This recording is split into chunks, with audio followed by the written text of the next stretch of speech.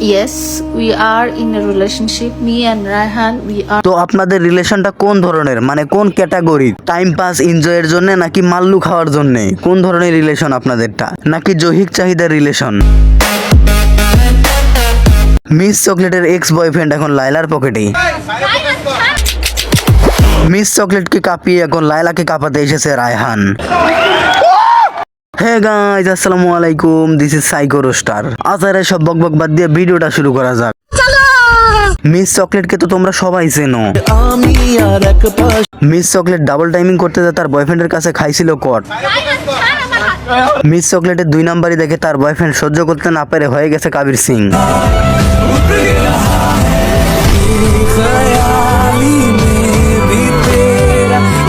শেষ পর্যন্ত চকলেটের এক্স মিস রায়হান কষ্ট বলতে চলে আসছে লায়লার কাছে। শালা আর কোনো জায়গা পাইলি না, এই পাহাড়ে এসে ঢুকলি। একবার যেহেতু পাহাড়ে ঢুকছো, আর পাহাড় থেকে বের হওয়ার চিন্তা করিস না। বের হওয়ার চিন্তা করলে মামুনের মতো অবস্থা হইব। মামুনের পক্ষী তো কাটতে পারে নাই, তোর পক্ষী কাইটা রেখা দিব। তবে মামুনের মা লায়লা খালা কিন্তু একটা ভালো কাজ করছে, মামুনের জন্য একটা নতুন আব্বা নিয়ে আইছে।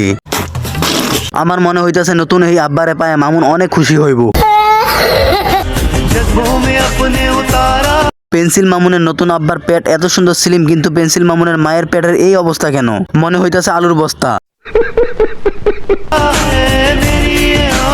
আলুর বস্তা হবেই বা না কেন? পেন্সিল মামুনের মা লায়লা তো অনেক দয়াশীল, যে চায় তাকেই দেয়।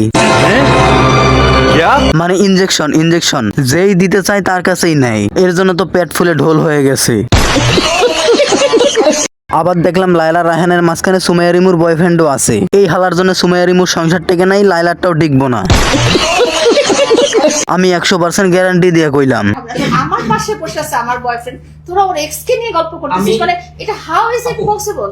হ্যাঁ, তোকে তো সাহস কম না, তোরা লায়লার সামনে লায়লার বয়ফ্রেন্ডের এক্স এর কথা কস। তবে এক্স এর প্রতি কিন্তু অনেক লয়াল ছিল আমাদের রায়হান ভাই।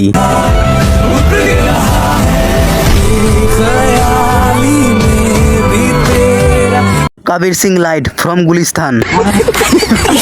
তবে ঠিক আছে লায়লা আপা, আপনি রায়হানের সাথে সংসার করেন, আর যদি ভবিষ্যতে ওই যে মামুনের মতো মারামারি করেন, তাইলে আমাদেরকে আগেই ইনফর্ম করে দিয়েন, কারণ আমাদেরও একটা মানসিক প্রস্তুতির ব্যাপার সেবার আছে। আর হ্যাঁ লায়লা আপা, বিয়াতে কিন্তু অবশ্যই দাওয়াতটা দিবেন, দাওয়াত কিন্তু দিতে হইব। আর পেন্সিল মামুনের ফ্যামিলিটারেও একটু দাওয়াত দিয়েন, কারণ পুরোটা জেলে ছিল, কি খাইছে না খাইছে তার কোনো ঠিক ঠিকানা আছে। আপনি একটু দাওয়াত দিয়ে ভালো মন্দ খাওয়াই দিয়েন আর কি।